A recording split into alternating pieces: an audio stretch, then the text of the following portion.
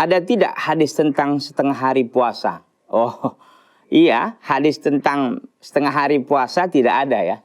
Yang ada 1 hari puasa. Yang dikatakan puasa itu dia tidak bisa dikredit gitu, tidak bisa dicicil gitu. 1 hari 1 hari, karena dia 1 paket itu dari pagi sampai sore, atau dari kita katakanlah dari terbit fajar shadiq subuh itu sampai nanti maghrib atau adzan maghrib. Ya, itu dia. Jadi Allah Subhanahu wa taala mengatakan wa kulu washrabu ya hatta yatabayyana lakumul khaytul abyadu minal khaytil aswadi minal fajr thumma atimmus siyama ilal lail, dalam surah Al-Baqarah.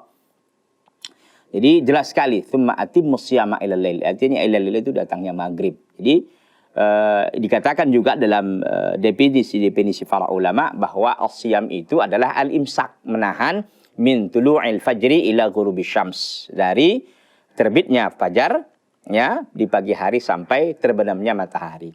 Ya kecuali mungkin ini ya puasa yang nyung gitu, puasa untuk anak-anak ya, sebagai bentuk latihan kepada mereka, ya nggak ada masalah, kan mereka juga belum mukallaf ya, dalam pengertian belum dibebankan syariat, itu tidak masalah. Tapi adapun bagi yang sudah mukallaf dan dia mampu sehat walafiat, ya nggak ada alasan setengah hari. Kalau udah setengah hari nggak mampu, Ustaz, udah mau mati rasanya, ya udah, dalam syariat dibolehkan berbuka, tapi karena kebutuhan, karena darurat, dan wajib diqadha pada hari yang lain gitu. Jadi bukan setengah hari udah cukup lah, nanti setengah hari lagi yang lain, enggak. Jadi kalau batal kita pada siang hari, mengqadhanya juga enggak setengah hari. Oh kan tadi setengah hari udah, ya setengah hari lagi enggak. Jadi dia satu kesatuan ya, dari pagi sampai sore, ataupun dari terbit fajar shadiq sampai terbenamnya matahari. Adapun untuk mungkin ada di tengah masyarakat untuk anak-anak gimana, ada nggak hadisnya segala macam, mungkin itu.